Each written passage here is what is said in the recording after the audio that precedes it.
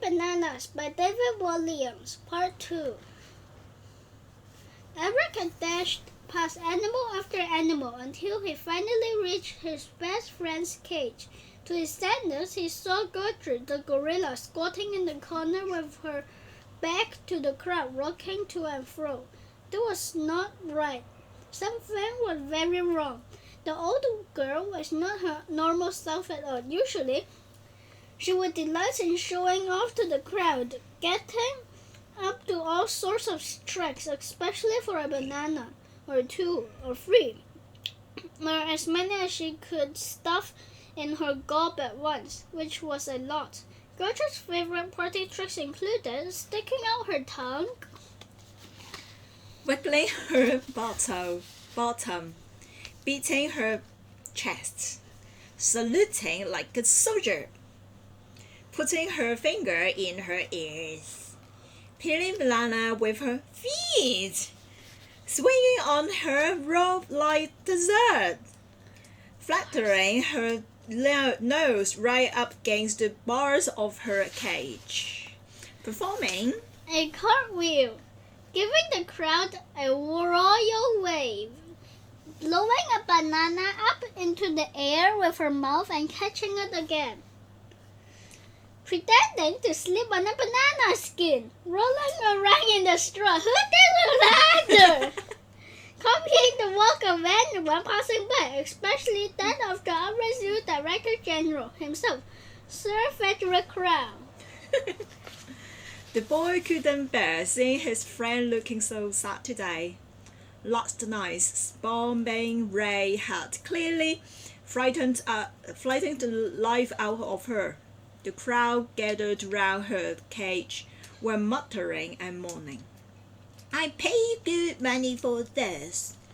That's lots of good, that gorilla is. What a waste of time. Eric couldn't get through all the people, so he climbed up on top of a bench and shouted, "Gertrude!" The moment the gorilla heard her friend's voice, she stopped rocking and stood up. Then she leaped onto her rope and streamed up with ease, using her hands and feet. Once at the top, she spotted the boy over a sea of heads. "Ee-ah!" she cried on seeing Eric, despite it being ear-splitteringly loud. You could tell it was a happy cry. All those in the crowd looked around to spot who exactly this gorilla was excited to see. Eric was painfully shy. Such was his embarrassment at being stared at that he blushed redder than a tomato. Eric gave a little wave back to his friend. Then the crowd parted to let the boy go to the front. Gertrude shimmered down the rope with ease and lolloped over to Eric. He put his hand up against the metal bars. "Be careful," came a shout from the crowd. "Gorillas are dangerous," came another. "It'll rip your arm off quicker than you could say Jack's brat," warned a third. The gorilla followed the boy's lead. Gently, she placed her hand up against the bars from the inside. Not the palms of their hands were just touching. Eric smiled, and Gertrude smiled back. Seeing her big, silly smile made him chuckle, and Gertrude hooted with laughter too. "Ha ha! Hee ha! Hee ha!" Then the boy stuck his tongue out at her. Then Gorilla stuck her tongue out at him. There was a ripple of laughter through the crowd. "Ah ha ha!" Hearing them, Eric felt flustered and took a step back. "Go on, boys," someone prompted. "Don't stop now," urged another. "This is worth the price of admission alone," remarked a third. The boy took a deep breath and tried to pull all these strangers out of his mind. Summoning all his strength, he stepped towards the cage again. Gertrude smiled at him, her eyes twinkling. Eric smiled back. The gorilla's smiles were infectious. Today, the boy was determined to go to try to go one further, to teach Gertrude a new trick. So Eric did something that always made him chuckle. He blew a raspberry. There were tuts and murmurs of disapproval from some of the grown-ups. Tut, tut, tut. Clearly, they were unimpressed with his childish humor, but the gorilla was not. Gertrude looked puzzled for a moment. Then she pursed her lips and blew, but no sound came out. Egging her on to try again, the boy slowly pursed his lips, pushed his tongue forward and blew. Looking at Eric the entire time for encouragement. The gorilla copied him once again.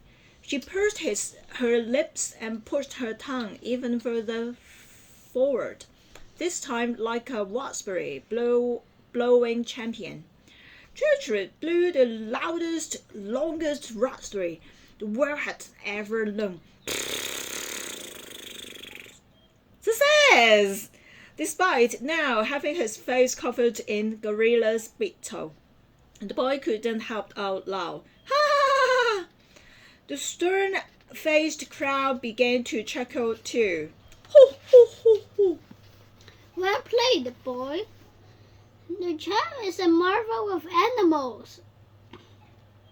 This pair should be on the stage, feeling 10 foot tall now. Eric was wondering if there was something else he could do. Could these raspberries be blown into something resembling a tune? There was only one way to find out. The boy didn't know many songs.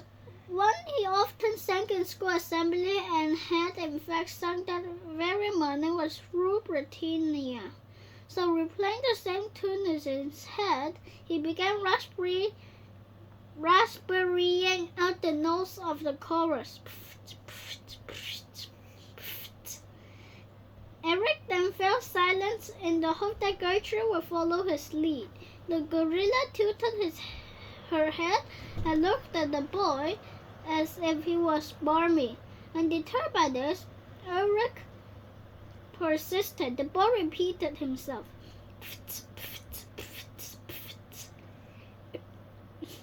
Gertrude tilted her head to the other side. Then a mischief flashed across her eyes, and she pursed her lips together and pushed her tongue forward. A long, loud raspberry came out, once again covering the boy with gorilla spittle. Good luck with that one, lad, snorted the voice from behind. Next you'll be teaching it to play the piano, or dance for a royal blade. Ha ha! Eric could sense people urbing away, but he was sure it was worth one more try. This time, the most wondrous thing happened. Gertrude joined in. This little boy and this great elf were blowing raspberries to the tune of Rule Britannia. Eric kept eye contact with Gertrude and nodded his head so she would keep time. She was pretty sure that she didn't know the sound and song. Why would she? But she was picking it up very quickly. Soon, those that had shuffled away raced back to catch a glimpse of show. More and more people joined, until there was a huge crowd gathered around the cage. Eric was concentrating so much on teaching the tune that he had managed to put them entirely out of his mind. Focusing on Gertrude, the pair reached the end of the chorus with one last big booming raspberry. Instantly, the crowd broke into wild applause. More! More! Encore! Play us another one! The boy turned round. Because of the folks, his face was now as red as London buzz. Well, Then at the back of the crowd he heard a voice, an angry voice, a voice he knew only too well, shouting his name. Eric! Chapter 5. Granny's Spittle.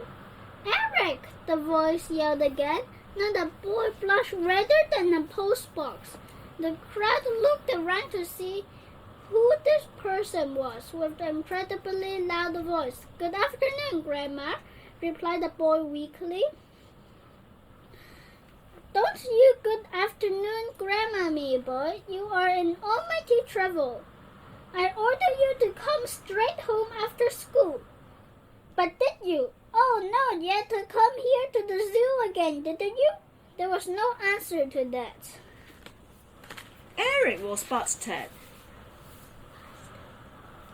The old lady battered the crowd out of the way with her ear trumpet. Bish! Oh! Bosh! Oof! Boosh! Ow! Look at you, child! She exclaimed, spotting that her grandson was covered in gorilla spittle. Your face is filthy. Then the old lady did something Eric and all the children of all worlds thought. She spat on her handkerchief and began furiously rubbing away at her face. Now, Eric was covered in Granny spittle instead of gorilla spittle. The boy wasn't sure which was first. Gorilla spittle. Granny spittle.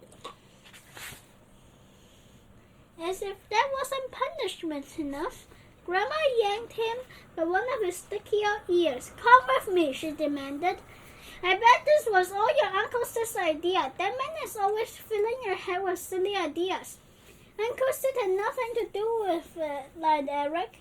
What do you say? Demanded the old lady, cupping the ear trumpet to her ear. Uncle Sid had nothing to do with it. Grandma stared at the boy, red and dripping, she barked. I bet there's another bombing raid tonight as soon as it's dark. Which, she said, looking up at the sky, is any moment now. With her free hand, Grandma hacked through the crowd with her ear trumpet, as if it were a machine slashing through the jungle. Bish! Ouch! Bash! Arf! Bush! Not again! Such was the commotion that more and more people began to gather. Visitors, zookeepers, and sleep-looking man who was immaculately dressed in a morning suit, complete with top hat. He tried to weave his way through the crowd. Please, please, some demand. Please, he exclaimed. His voice was so actually posh that his R's came out as whooshs. Calm down, madam, please. What did you say? She shouted. I said, calm down. All right, no need to shout. Are you a little hard of hearing, madam? Asked the man, spotting the air trumpet. A 5:15, replied Grandma, checking her watch. Who are you, anyway? She added, putting the trumpet to her ear. The man was taken back by her tone. He spoke directly into the end of the trumpet. I am Sir Frederick. Frederick? The old lady scoffed. What kind of name is that? Frederick. It is a perfectly normal name for a gentleman. I think it's Frederick, hissed Eric, still wincing from the pain of having his ear pulled. He runs the zoo. You're right, boy Frederick. And I'm the zoo's director general. The what? She demanded. Director general. Director general? What is a director general? He's the Director General, Grandma, said Eric. How many times do you need to be told? Bowed Frank. Director General. There's no need to shout, dear, she shouted. I must politely ask you to leave the premises. The premises? She asked. Yes, the premises, with haste. Don't you worry, we're going. The lady marched off. On each of her steps, Gertrude blew a raspberry. Make it seem like the old lady was blowing off. The crowd roared with laughter. Ha ha ha! Oh, my goodness gracious! Exclaimed Sir Frederick. Who taught my gorilla to do that? Was it you, baby boy? He barked, nose to nose with Eric. Yes, sir, he confessed. I was just trying to cheer up my friend after all the bombing last night. She was rocking backwards and forwards, and I was worried about her. So you taught her how to blow raspberry? Yes, sir, replied the boy sorrowfully. This is a zoo, not a circus, thundered Thorne. I couldn't agree more, snapped Grandma. You need to have a walk with the boy, great uncle. He worked here at the zoo. Sydney Brat. Brat? No brat. Brat. Grandma had dropped the zookeeper in a massive pile of an elephant stew. Which, by a staggering coincidence, is exactly where Sid was already. However, Eric could hear that familiar clinking, clanking, and clanking of the old man's tin legs in the distance. Clink, clank, clunk. On spotting Sid, the boy shook his head as if to say run. Sadly, running was not the old man's strong point. Do you know this boy, Pratt? Demanded Frank. Eric shook his head. No, like the man. He's your great-nephew, Sydney, exclaimed Grandma. I knew you were that, but I didn't know you were this that. Oh, yes, I do then, said Sid. Yes or no, pressed Frank. A bit of both. No, I didn't know him before he was born, but now I do, yes. I tell my grandson time and time again there's a war on. It's not safe. He needs to come straight home from school, began Grandma. But oh no, Sydney Pratt has other ideas. Wants the boy to be a zookeeper just like him, shuffling doodles all day. I bet he even sneaks the boy in here for free. From front. Free? Free? Is it true? Sid looked at Eric. The boy shook his head again. But the old man knew the game was on. Yes, it was true. I mean true. The little Eric loves the animals, you see, and they loved him. Sydney Pratt, wait for me in my office. You too, leave the zoo right away now. You what? Barked Grandma, pushing the trumpet closer to her ear. Leave! There's no need to shout. And don't worry, we are going. I wouldn't come back into this stinky old place if you paid me, huffed Grandma, yanking Eric's sticky out ear. She'd made it stick out even further. Ow! Exclaimed Eric as he was huffed away. He stole a look back at Sid and then at Gertrude. The gorilla was sitting in her cage, having watched the entire scene, although she couldn't speak human. Gertrude had clearly understood much of what had happened. The boy was so sad, so she was sad too. The gorilla put her hand up to the cage. It was clear she didn't want her friend to go. Hee-haw! She cried after him, offering a little wave goodbye. Eric waved back just before he was held out of sight by his ear. Ow!